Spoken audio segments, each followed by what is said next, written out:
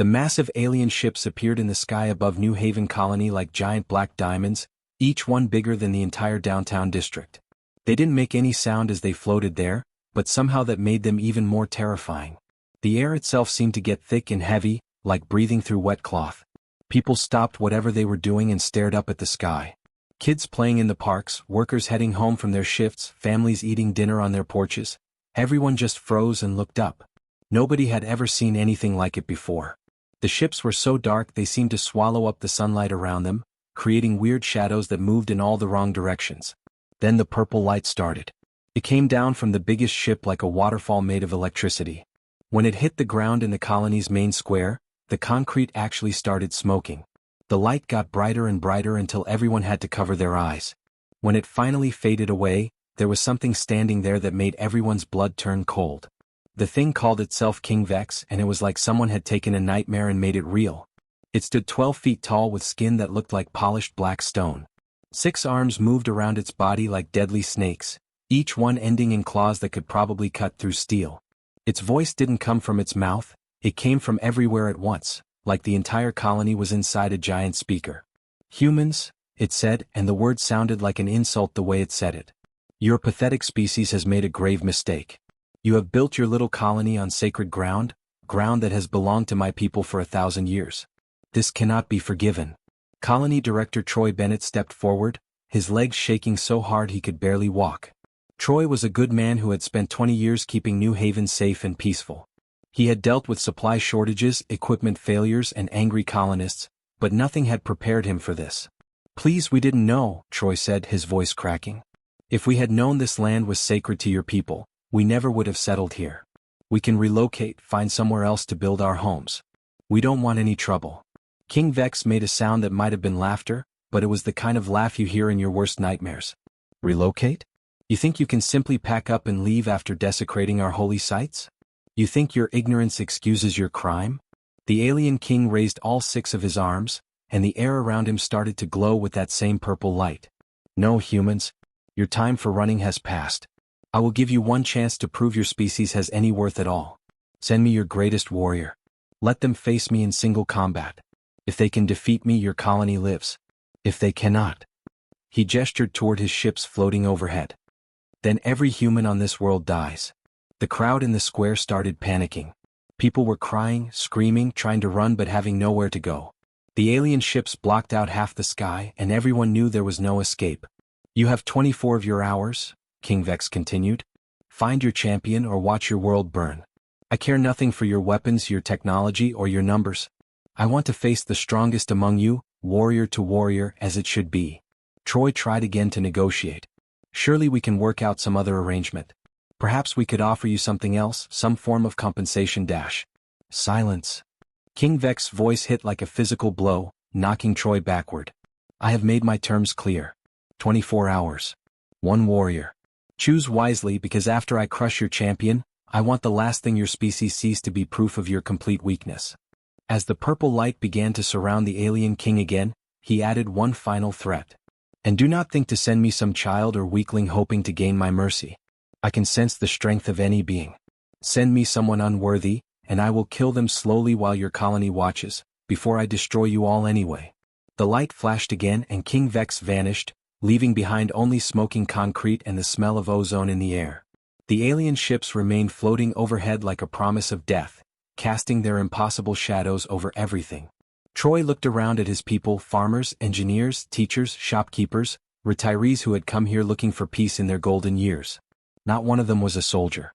Not one of them had ever been trained for combat. Their small security force was equipped for dealing with drunk colonists and equipment theft, not alien super warriors.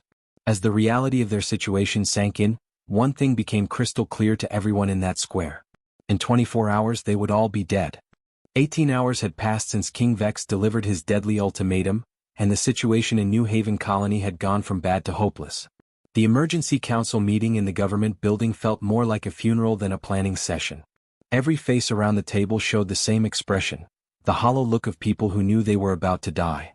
Security Chief Blake Rodriguez had been pacing the room for the past hour, running his hands through his graying hair. Blake was tough as nails, a former peace officer who had seen his share of dangerous situations, but nothing like this. His entire security force consisted of 12 people whose biggest challenge before today had been breaking up bar fights on Saturday nights. "We've contacted every colony within 50 light years," Blake said, stopping his pacing to face the group. "Nobody can get military support here in time. The closest Federation warship is 6 days away, and even if they could make it, their weapons aren't designed for this kind of combat." Dr. Ashley Kim, the colony's head physician, looked up from her tablet where she had been reviewing personnel files for hours. "I've gone through every resident's background 3 times. We have farmers, teachers, retired folks, some former corporate executives. Not a single person with serious combat training." Colony Director Troy Bennett sat at the head of the table, looking like he had aged 10 years in the past 18 hours. "What about the construction workers? Some of them are pretty tough guys." "Tough doesn't mean trained," Blake replied grimly. "I've seen what these aliens can do from the surveillance footage other colonies sent us. King Vex moves like lightning and hits like a freight train. Regular human strength won't even slow him down." The room fell quiet except for the hum of the air conditioning and the distant sound of people outside trying to prepare for the end of their world. Some families were packing up their most precious belongings, even though they had nowhere to run. Others were just holding each other, trying to make peace with their fate. "Maybe we're thinking about this wrong," said Dr. Kim suddenly. "What if we don't try to fight him physically? What if we use technology, some kind of trap or dash?" "He specifically said warrior-to-warrior combat," Troy interrupted. "If we try to cheat, he'll probably just kill everyone immediately instead of giving us a quick death after the fight." Blake slumped into his chair and rubbed his face with both hands. "I keep coming back to the same conclusion. I'm the closest thing we have to a fighter on this colony. I'll face him." Everyone in the room knew Blake was brave enough to do it, but they also knew it would be suicide. Blake was 53 years old, had a bad knee from an old injury, and hadn't been in a real fight in over a decade. King Vex would tear him apart in seconds. "There has to be someone we're missing," Dr. Kim insisted, scrolling through her files again. "Some skill set we haven't considered, some background we overlooked dash." "We've checked everyone," Troy said quietly. "Every adult, every teenager old enough to fight. There's just nobody." That's when the conference room door opened, and someone walked in who made everyone stop talking. It was Zara Washington, and most of the people in that room had barely noticed her before today, even though she had been working in the government building for 8 years. Zara was the kind of person who seemed to blend into the background. She kept the building clean, maintained the equipment, and somehow always knew exactly what needed to be done without anyone having to tell her. She was quiet, efficient, and had the remarkable ability to be everywhere and nowhere at the same time. "Excuse me," she said in her soft voice, setting down her cleaning cart by the door. "I couldn't help overhearing your discussion." Blake looked confused. "Zara, this is a closed meeting. We're dealing with classified information here." "I know," she replied calmly. "I've been cleaning this building while you've had these meetings for 8 years. I've heard more classified information than most of your staff." Troy felt a flash of concern. "You're not supposed to be listening to Dash." "But I do listen," Zara interrupted, her voice still soft but somehow carrying more weight now. "I listen and I watch and I learn. That's why I know about the things you've forgotten." Dr. Kim frowned. "What things?" "The basement levels. The projects that got shut down. The equipment that's been sitting in storage because it was considered too dangerous to use." Zara stepped further into the room and for the first time the council members really looked at her. "I know about the Genesis project." The temperature in the room seemed to drop 10 degrees. Troy's face went pale. "How do you know about that?" "Because I was here when they built it," Zara said. "I was here when they tested it. I was here when they sealed it away after Lieutenant Hayes had his breakdown. And I've been thinking about it ever since." Blake stood up slowly. "The Genesis project nearly killed the only person who ever used it." His mind completely snapped. "Because he fought the process instead of accepting it," Zara replied. "I've read all the reports, heard all the discussions. Hayes tried to stay who he was while the system changed him. That's what broke him." The room was completely silent now. Everyone was staring at this quiet woman they had barely noticed, realizing she knew secrets that some of them had forgotten existed. "What are you suggesting?" Troy asked carefully. Zara looked around the table, meeting each person's eyes for the first time in 8 years. "I'm suggesting that maybe your strongest warrior has been right here all along. You just never bothered to look." The silence in the conference room stretched on for what felt like forever. Everyone stared at Zara like she had just claimed she could fly to the moon. Dr. Ashley Kim was the first to find her voice, but it came out as barely a whisper. Zara, the Genesis Project. Do you understand what you're talking about? That system was designed to turn humans into something else entirely. Something that could match alien combat capabilities, but at a cost we couldn't accept. Zara nodded calmly, like they were discussing the weather instead of humanity's most dangerous experiment. I understand perfectly. I've had 8 years to think about it, to study every file, every test result, every psychological evaluation. I know exactly what went wrong with Lieutenant Hayes. Security Chief Blake looked like someone had just punched him in the stomach. Hayes was our best soldier. Special Forces training, combat experience, perfect physical condition. The system still drove him completely insane within hours. Because he was exactly the wrong type of person for it, Zara replied, moving closer to the table. For the first time, the council members noticed something different about the way she moved. There was a precision to it, like every step was calculated. Hayes was trained to be dominant, to control situations, to impose his will on the world around him.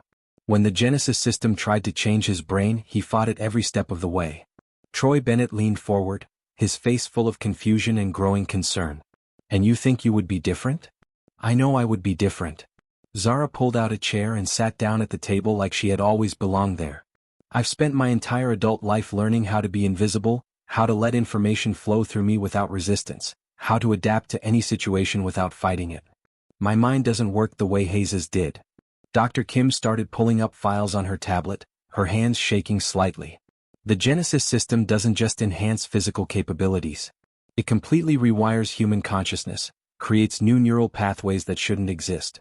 The human brain isn't designed to process that kind of information flow. Most human brains aren't, Zara agreed. But some are.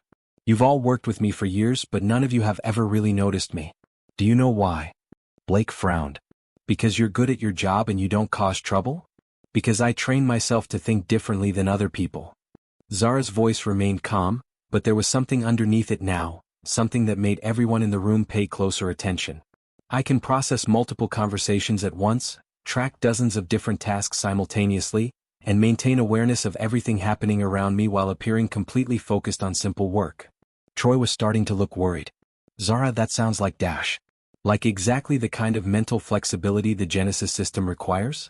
She smiled, and for the first time her smile looked different. Not scary, but knowing. Like she understood things they didn't. I've been preparing for this my whole life without realizing it. Dr. Kim was scrolling through old Genesis project files, her face getting paler with each page. The system requires complete psychological integration with artificial intelligence components. It creates a hybrid consciousness that's part human, part computer. The test subject has to surrender their original identity completely. I've been practicing that surrender for 8 years, Zara said quietly.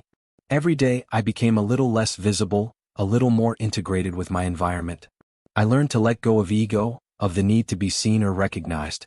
I became comfortable existing in spaces other people couldn't perceive.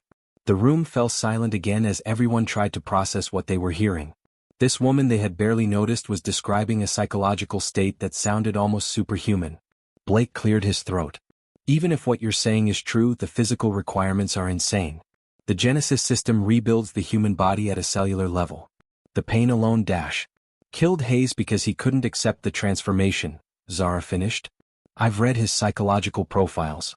He defined himself by his physical strength, his combat skills, his identity as a warrior.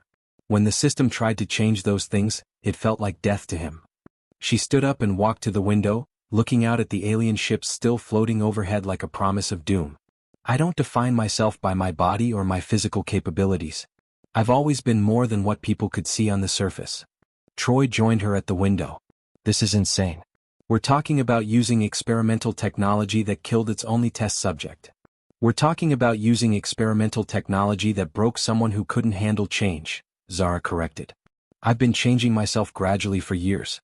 The Genesis system would just accelerate a process I've already started. Dr. Kim looked up from her files. The basement levels where the Genesis chamber is located. They've been sealed for 3 years. Getting down there would require override codes that only the highest levels of colonial administration have access to. I know, Zara said, turning back to face the group. I also know that Troy's authorization code is Hotel 77 Alpha 9, Blake's backup code is Tango 42 Echo 6, and yours is Delta 99 Charlie 3. Everyone stared at her in shock. Those codes were supposed to be absolutely confidential. How could you possibly know that? Blake demanded. Zara's smile returned, and this time it was definitely different. Because I've been listening, watching, and learning for 8 years. You all use those codes in meetings, on phone calls, in conversations you thought were private. I hear everything, remember everything, and understand more than any of you realized. She walked back to her cleaning cart and began moving toward the door. The question isn't whether I can handle the Genesis system. The question is whether you're brave enough to let me try. The elevator ride down to sublevel 7 felt like descending into the belly of some massive beast. Each floor they passed made the air feel heavier, more charged with electricity. Dr. Ashley Kim stood next to the control panel, her hands trembling as she entered one override code after another. Zara stood perfectly still in the corner, so calm she might have been waiting for a bus instead of heading toward humanity's most dangerous experiment. Are you sure about this? Troy asked for the 20th time. Once we start the Genesis process, there's no stopping it. No going back. Zara looked at him with those steady eyes that seemed to see right through everything. I've never been more sure of anything in my life. The elevator stopped with a soft ding that sounded weirdly cheerful given the circumstances. The doors opened onto a corridor that looked like something from a science fiction movie, all gleaming metal walls and lights that pulsed with a soft blue glow. Their footsteps echoed as they walked toward the sealed chamber at the end of the hall. The Genesis chamber was built using technology we barely understood, Dr. Kim explained as she worked on unlocking the massive door. We reverse-engineered it from alien artifacts found on 3 different worlds. The science behind it is so advanced that even now we're not completely sure how it works. The door slid open with a hiss of escaping gas, revealing a room that took everyone's breath away. In the center stood a cylinder made of some kind of crystal that seemed to contain its own light source. Cables and tubes snaked out from it like mechanical tentacles, connecting to computers and monitoring systems that covered every wall. This is it, Dr. Kim whispered. The Genesis Enhancement Chamber. Zara walked up to the cylinder and placed her hand on its surface. The crystal immediately began to glow brighter, responding to her touch in a way that made everyone else step backward. It's reacting to you already, Troy said, his voice full of concern. Maybe that's a good sign, or maybe it means something's wrong. It means the system recognizes me as a compatible candidate, Zara replied, though she couldn't possibly know that for certain. Lieutenant Hayes's body rejected the integration process. Mine won't. Dr. Kim was frantically checking readouts on the monitoring systems. All the preliminary scans are showing green. Your neural patterns, genetic markers, psychological profile, everything is within acceptable parameters. That's actually impossible. Nobody should be this compatible with alien technology. Unless I was meant for this, Zara said quietly. She began removing her work clothes, revealing that underneath she wore simple gray athletic gear, as if she had been preparing for this moment all day. Sometimes things happen for reasons we don't understand until later. Blake had been quiet during the entire journey down, but now he grabbed Zara's arm. Listen to me. Hayes lasted 6 hours before his mind snapped completely. He spent those 6 hours screaming about things that weren't there, fighting enemies that existed only in his head. Even if you survive the process, you might not be human anymore when it's done. Zara gently removed his hand from her arm. Blake, I haven't been completely human for a long time. I've been something in between, part person, part observer, part machine that processes information other people can't handle. The Genesis system won't change who I am. It'll just finally let me become who I was always supposed to be. She stepped into the chamber and immediately the entire room came alive. Lights flashed, computers began humming, and the crystal cylinder started filling with a liquid that looked like liquid starlight. Dr. Kim ran from monitor to monitor, checking systems that had been dormant for 3 years. All systems are active and stable, she called out. Neural interfaces online, biological enhancement protocols are ready, and the AI integration module is... Wait, that can't be right. What's wrong? Troy demanded. The AI integration module is already syncing with her brain, and the process hasn't even started yet. It's like her neural patterns were designed to interface with the system. Zara floated in the center of the cylinder now, breathing apparatus covering her nose and mouth, countless thin cables connecting to her arms and spine. Her eyes were closed, but somehow she looked more awake than she ever had before. Beginning Genesis enhancement process, the computer announced in a calm female voice. Estimated completion time, 4 hours, 37 minutes. The chamber filled completely with the glowing liquid, and Zara's body began to change. Not dramatically at first, just small adjustments in muscle tone, bone density, neural conductivity. But the monitors showed her brain activity spiking to levels that should have killed her instantly. Her consciousness is expanding, Dr. Kim breathed, staring at readouts that defied everything she knew about human biology. She's not fighting the process at all. She's embracing it, integrating with it like it's the most natural thing in the world. Hours passed. Troy and Blake took turns pacing the room while Dr. Kim monitored every aspect of the transformation. Outside, dawn was breaking over New Haven Colony, and King Vex would be expecting their champion soon. Finally, the computer spoke again. Genesis enhancement process complete. Subject integration successful. All systems optimal. The liquid drained from the chamber and Zara opened her eyes. Except they weren't quite the same eyes anymore. They held depths that seemed to contain entire galaxies, knowledge that no human should possess, and a calm confidence that filled the entire room. She stepped out of the chamber moving like liquid grace, every motion perfectly controlled and precisely calculated. When she spoke, her voice carried harmonics that made everyone listen more carefully. "How do you feel?" Dr. Kim asked nervously. Zara smiled, and her smile was both completely human and utterly alien at the same time. "For the first time in my life, I feel like I'm exactly who I was meant to be." The morning sun cast long shadows across New Haven Colony's main square as thousands of people gathered to witness what they believed would be their final moments. Families held each other close, children clung to their parents, and even the toughest colonists had tears in their eyes. The alien ships still hung overhead like black storm clouds, blocking out half the sky with their impossible size. At exactly noon, the purple light returned. It came down from the largest ship like a waterfall of electricity, and when it touched the ground, King Vex materialized in the center of the square. He looked even more terrifying in daylight, 12 feet of living nightmare with 6 arms that moved like deadly serpents and eyes that glowed with ancient hatred. "Humans," his voice boomed across the colony, making windows rattle and children cry. "Your time is up. Present your champion or watch your world burn." Colony Director Troy Bennett stepped forward, his legs shaking but his voice steady. "We have chosen our warrior, Your Majesty. She will face you in single combat as you demanded." King Vex made that horrible laughing sound again. "She? You dare send a female against me? Your species truly has no concept of honor." That's when Zara walked into the square. She moved differently now, not like a person walking but like water flowing or wind moving through trees. She wore simple black combat gear that seemed to shift and change in the light, and when people looked at her directly, they had trouble focusing on her features. It was like trying to stare at something that existed in multiple dimensions at once. "I am here," she said, and her voice carried across the entire square without her raising it.